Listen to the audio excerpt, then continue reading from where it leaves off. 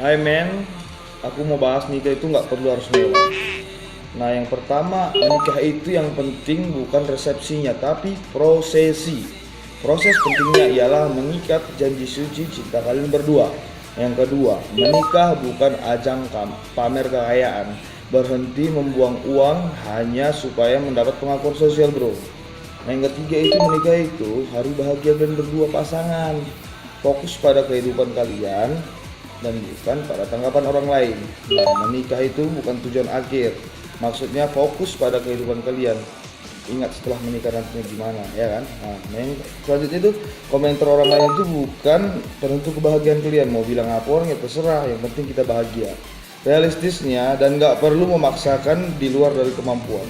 Ingat, kebutuhan kalian setelah menikah masih banyak, bukan sebatas pada pesta sehari semalam aja. Satu lagi, yang paling penting, yang ngomong belum nikah. Kapan kawin, oh kapan kawin? Usiamu kini tak muda lagi. Kapan kawin, oh kapan kawin? Sampai kapan terus begini?